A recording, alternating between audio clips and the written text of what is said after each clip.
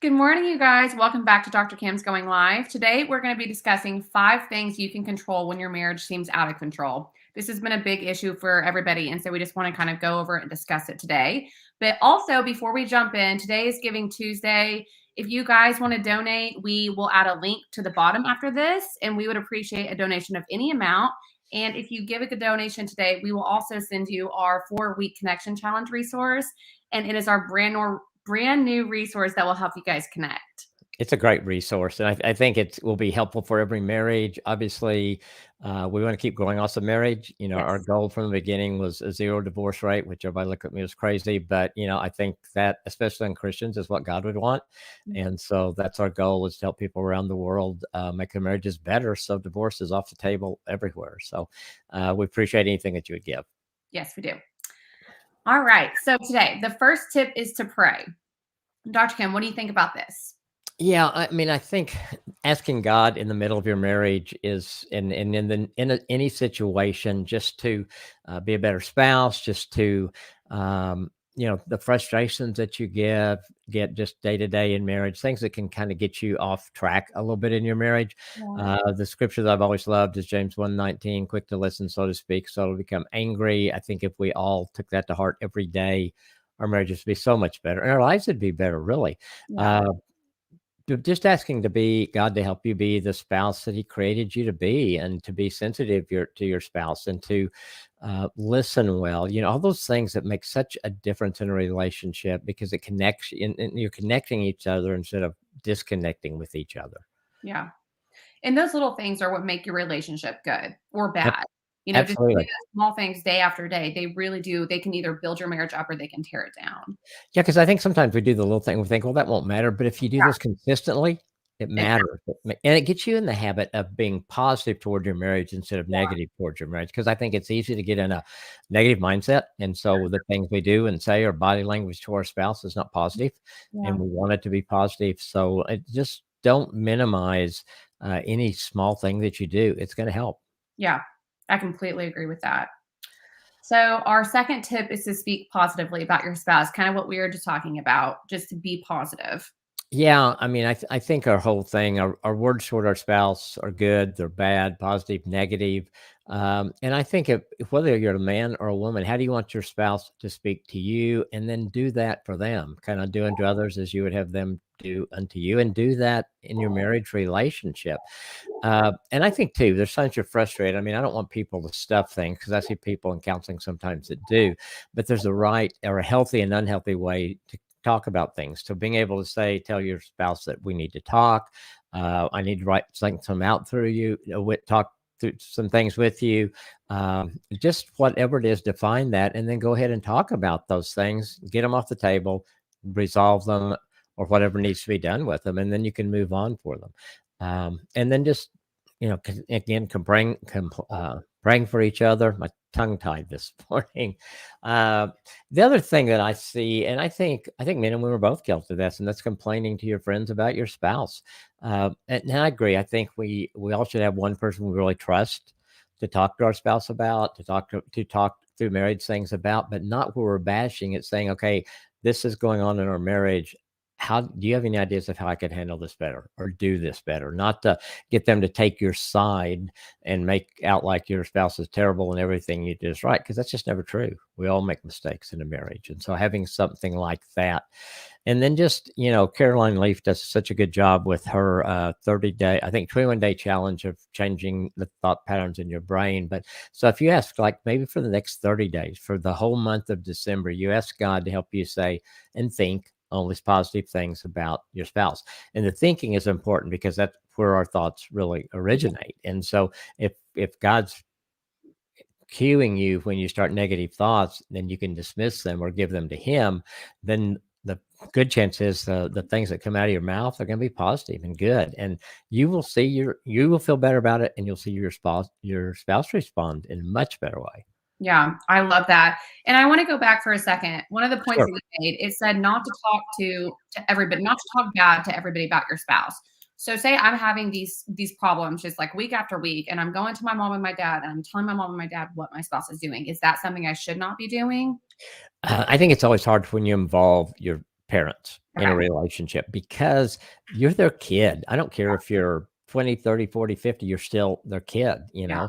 And so they're going to side with you. Yeah. Even, I mean, it's just hard for parents to be totally objective. And so then, I've had couples that one of them will go to the parents with everything, and then the couple works things out, but then the parents still have this skewed vision or view of their son-in-law or daughter-in-law, and that's never they're healthy because they're going to hold on to that to some extent. That can be taken care of over time, Yeah. but I think it's much better to confide in a counselor, maybe a pastor you really trust, or to have that good friend that you can confide in and talk through things with, and someone who's going to give you objective advice. I mean, if I go to someone, if I'm off base, I want them to say, I think you're the problem here. Yeah. Yeah, Nancy may have done this, but I think you're really the problem here. Or, okay, this is a way I think you might handle this, and just get some different perspective from different people. I love that. That's great. So, tip number 3 is speaking to the potential in your spouse. I think that's so good, and I think we both need to do it. I think it seems to be very effective when a wife does it for her husband, Oh, yeah. because I think we want our wives to be our biggest cheerleader. We want them to affirm us, and my main love language is words of affirmation. And back when I got the first, I'd wanted a book deal for so long. We'd self-published a couple, and then I got the deal and scared me to death. I thought, oh my Yeah. gosh, now people can really read what I'm thinking and saying and all that kind of stuff. And Nancy just said, don't believe those lies, trust God. And it was a complete turnaround just almost immediately, because those words encouraged me and it helped me move forward with it. So, and then I think one of the resources we have at Awesome Marriage, the Unity Building Journal, which is one of my favorites. It's just continuing to find ways to build that connection, to build that unity with your spouse. And so that's one of our resources we can link in the notes. And Yes. so it's easy for you to get to. Yeah. I love that so much. You finally got your book deal and you were so excited, but then you were like, "Oh, wait," and letting the devil tell you all these lies. And then It Nancy's is. like, "Wait, stop. This is not true." I love that so much. Writing a book is very different than you think it Oh, is. I loved it. I I loved the amen. process, and then after it's over and it's done, you kind of think, "Whoa," you feel kind of like, Yeah. "It's really over now?" It's like, yeah. That's Then awesome. you start worrying about is anybody gonna read it, so it's a whole different thing. Yeah. Well, tip number 4 is to take care of yourself. Yeah, I think there's different ways to do that. Mental health, I think we've gotta it's so easy for us to buy into what's popular on TV or videos or all that kind of stuff. And I think just being aware of what you're watching and listening to, how's that affecting you? Is it a positive thing for you or not? And that doesn't mean you have to be legalistic about what you watch, but keep it in, just be aware of it. Be aware of it and how it might be affecting you positive or negative. And I think the other thing is sometimes we worry about things. I had a lady not long ago I was talking to, and just so many things going on in her mind at the same time. I just had her to write them out. And that just helped her in that process. And it kind of even diffused it a little bit. And Yeah. then she picked the ones that she could really actively do something about, the ones she needed to pray about and leave in God's hands, and the ones that she was worrying about that I can't do anything about this. I'm just going to let go of it. I can't control what's happening in wherever, Australia or Yeah. somewhere. You pray for those people, but you can't do anything about it. So you can't worry about those things. So I think knowing what you can control and what you can't control is really important. I think so many times we get in the habit of trying to control things that we can't control. Absolutely. And it can drive us crazy when we do Yeah. that. Spiritual health is so important. I think as a believer, just spending time with God every day. I do it in the morning. I've talked about that for a long time. Usually have a YouVersion plan I'm reading. Nancy and I are reading through one that they read through the year Bible in a year YouVersion plans. So those things are really good.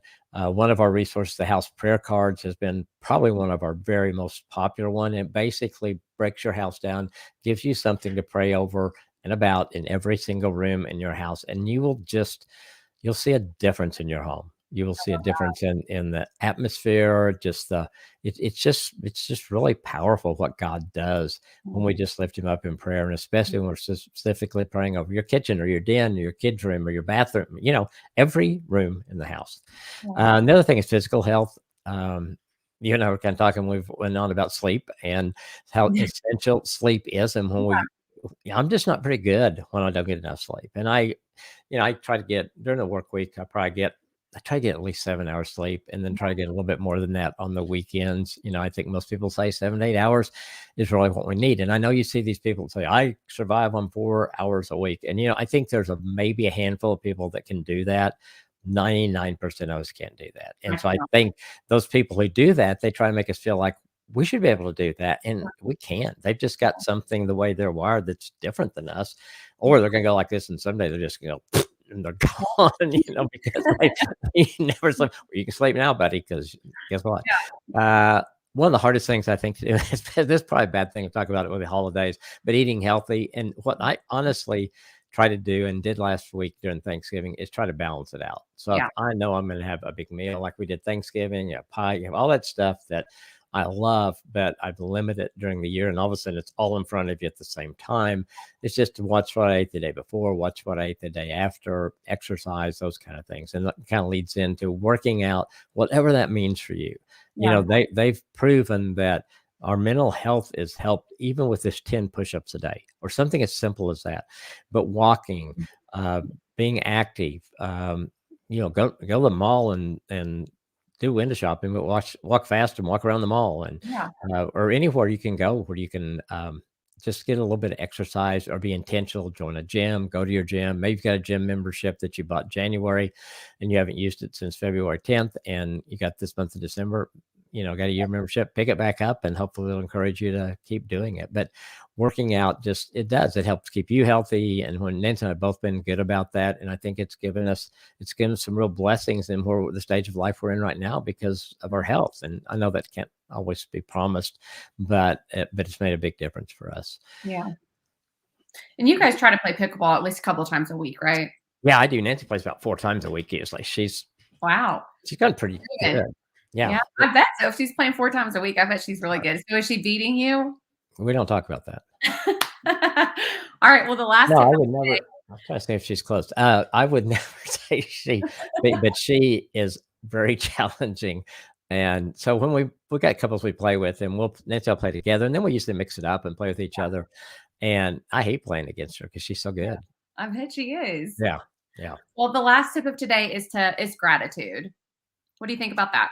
I think when we can get bogged down with happened all of 2020, all of 2021, all the stuff that's happened in politics and COVID and just so many things in our culture and world that have been out, but we have so much to be thankful for too. I mean, those of us united, we still live in, I think, the greatest country in the world. We have freedoms. We have struggles, obviously, as a nation right now, things we've got to work through, but we have that to great. I'm grateful for my kids, my grandkids, and Nancy, and our marriage, and a church that I love, and a pastor that I respect. And there's so many awesome marriage or team, people like you and Boone that we've been able to connect through that. So many things that we have to be grateful for. And I think December is a great time to just stop and do that. Make a list. Just make a list, and maybe just today you sit down and maybe just write 3 or 4 things down, pick it up each day and add one thing each day. So by the end of the month, you're going to have 30 to 50 things on that list that you're grateful for, and then keep that somewhere where you will see it every day next year. And I think it will pay off big time because it's easy to get thinking the woe me, everything is bad, blah, blah, blah. Nothing's happening that God didn't know was going to happen. He's still in control. He still loves us. He's still got a plan for our life. And he's our God. And so being thankful for those things. And so focusing more on our blessings in life. And then, all our blessings really came from God. Yeah. And so just being thankful, grateful, it changes our whole attitude. It definitely does. I love that so much. I'm definitely going to start a little list, and I'm going to write something down every single day. And then January, February comes around, I'm going to look at it because I'm going to dive in.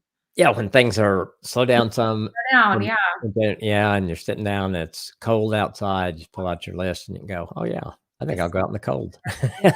I can do that. Great idea. Well, that is all the time that we unfortunately have today, but thank you guys so much for joining. Dr. Kim and Christina are going to go live in a couple hours, so please tune back in. They will be talking about Giving Tuesday more in depth, and it's going to be a great conversation. And thank you guys so much again for joining us today. Have a great week. You guys have a great week. Thank you.